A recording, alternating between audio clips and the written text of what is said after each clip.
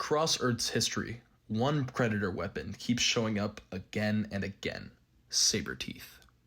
From Permian proto-mammals to Ice Age cats to a marsupial that looked like it came from an alternate timeline, saber teeth evolved independently at least 5 times. So today, we're looking at how this happened, why it worked, and why it keeps disappearing. This is the story of nature's favorite repeat upgrade. Saber teeth aren't just big fangs. They're elongated upper canines built for one purpose: delivering a precise, high-damage strike to the most vulnerable parts of the body. They're not designed to crush bone. They're not used for chewing. Their entire function is to reach deep into soft tissue, like the arteries, trachea, and other major muscle groups, and end a hunt in mere seconds. But having saber teeth alone isn't enough. Predators that use them need a whole set of supporting adaptations. They need a jaw that can swing open like a trap, wide enough to let those canines line up for a clean, unobstructed strike. They need a strong neck and forelimbs because the real killing power comes from driving the head downward with force, not just biting.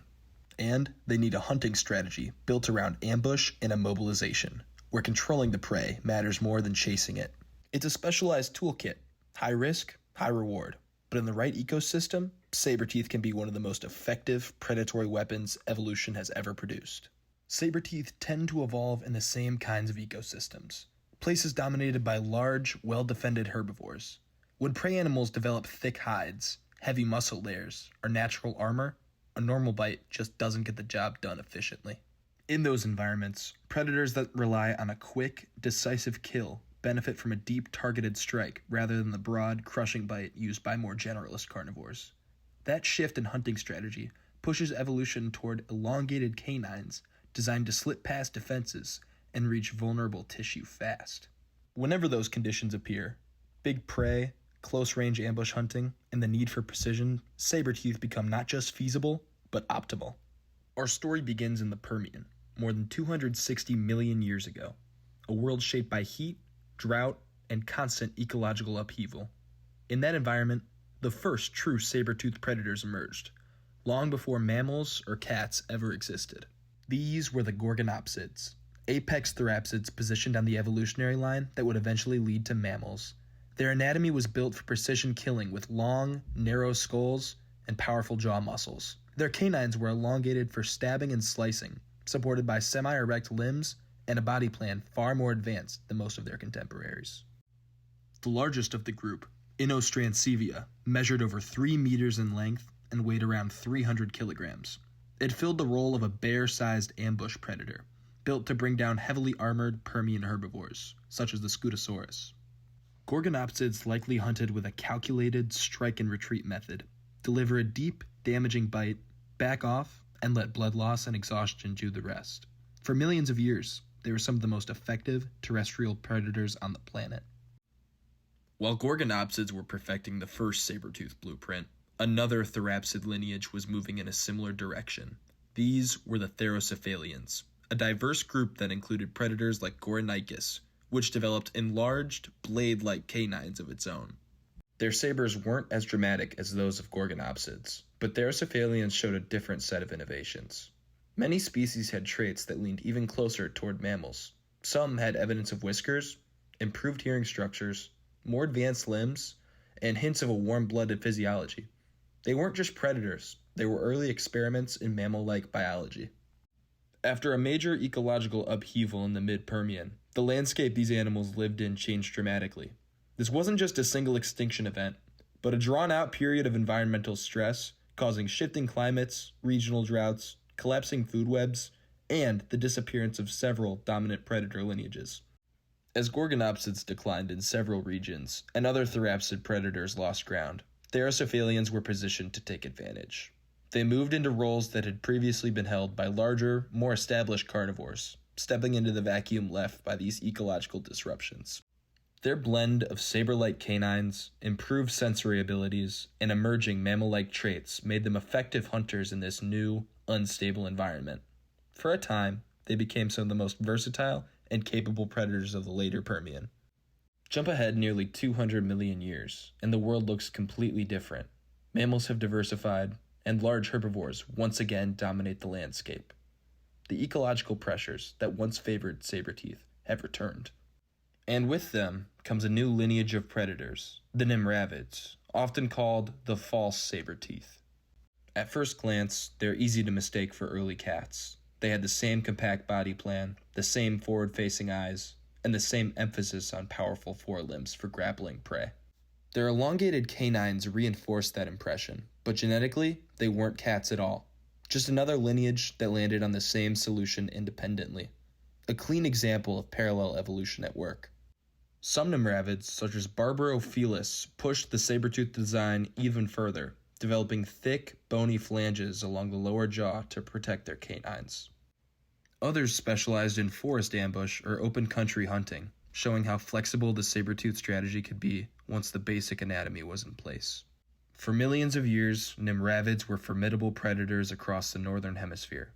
Their decline came gradually, influenced by climate changes, shifting habitats, and increasing competition from emerging true cats. The next major wave of saber-toothed predators arrived with the machaerodontines, the true saber-toothed cats. This includes some of the most iconic carnivores in Earth's history, the Smilodon, Homotherium, and Megafauna. These cats perfected the saber-tooth strategy in ways no earlier lineage had before. Smilodon, the best known, combined long, laterally flattened canines, reaching nearly 28 centimeters, with exceptionally powerful forelimbs and a wide jaw gape supported by robust neck muscles. Its build suggests a highly specialized ambush predator, capable of bringing down large, thick-skinned animals such as bison, camels, and even juvenile mammoths, with a controlled, downward-driven killing strike. Some evidence from the La Brea tar pits hints that Smilodon may have shown social behavior, though the degree of cooperation is still debated. Regardless, its anatomy leaves little doubt. This was an apex predator built around precision and strength. Homotherium represented a very different branch of the saber-toothed cat world.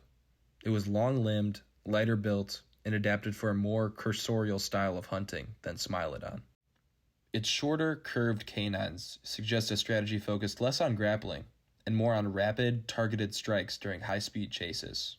Fossil evidence places Homotherium across Europe, Asia, Africa, and the Americas, thriving in cooler open habitats where endurance and coordinated pursuit offer a major advantage.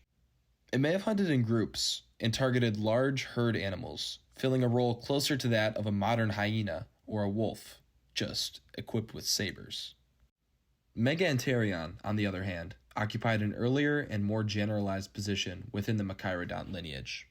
Smaller than either Homotherium or Smilodon, it showed a blend of traits: strong, but not overly bulky forelimbs, moderately elongated canines, and adaptations that suggest both ambush capability and some degree of agility. Many paleontologists view Megafauna as a transitional form, one that helped bridge the evolution between the earliest saber-toothed cats and highly specialized giants that came later. Together, these species demonstrate that the saber-tooth design wasn't a single strategy. It was a framework that different cats adapted in distinct ways, even within a specialized lineage. Evolution explored multiple hunting styles, body plans, and ecological roles. Among all the animals that evolved saber teeth, none took the concept further than Thylacolsmilus, a predatory metatherian from South America. While true cats and their relatives refined the saber-tooth toolkit, Thylacolsmilus rebuilt it from the ground up, using an entirely different anatomical plan. Its canines were so long that they didn't simply extend past the lower jaw.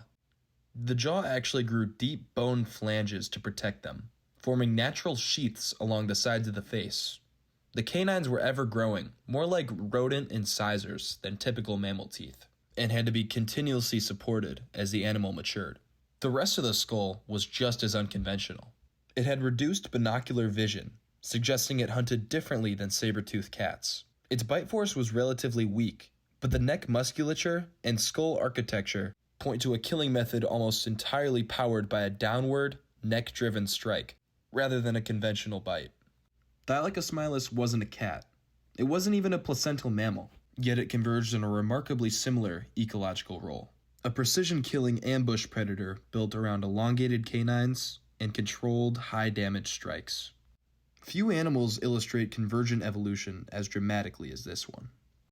Across every lineage that evolved them, saber-teeth show up under strikingly similar ecological conditions. These are environments dominated by large, slow-moving, or heavily defended herbivores, where taking down a single, well-armored prey animal can provide an enormous energy payoff. In habitats that favor close-range ambush rather than long pursuits, predators benefit far more from a deep, targeted strike rather than a general crushing bite. When those pressures combine with relatively low competition from other specialized carnivores, the saber-tooth strategy becomes one of evolution's most effective solutions for rapid, high-damage killing. It's a high-risk, high-reward design, but in the right ecosystem, it's exceptionally successful.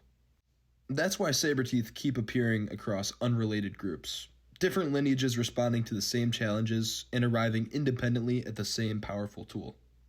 As effective as saber-teeth can be, they come with major evolutionary trade-offs. Predators built around this strategy depend on abundant large prey, relatively stable environments, and a hunting style where the risk of damaging those long, delicate canines stays low. When any of those conditions shift, when prey animals become smaller or less common, when habitats open up, or when new competitors move in, the saber-tooth design quickly loses its advantages. Across deep time, this pattern repeats. Every saber-tooth lineage, from the early Gorgonopsids to the iconic Smilodon, thrived when ecosystems favored their specialization and declined when those ecosystems changed around them. Their disappearance isn't a failure of the strategy itself. It's a reflection of how rapidly environments can transform, and how vulnerable, highly specialized predators are when the rules of the game shift. Could saber-teeth return? It's not only possible, it's entirely plausible.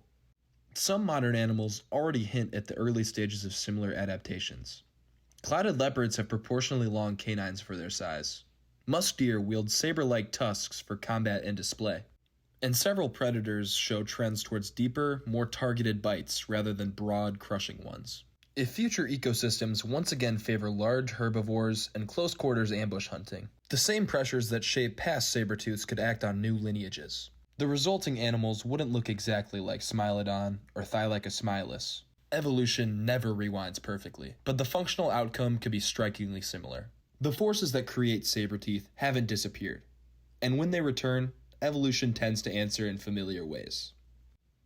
Which saber-tooth lineage do you find the most interesting? Let me know. And tell me what you guys want to see in the future in the comments below. Thank you.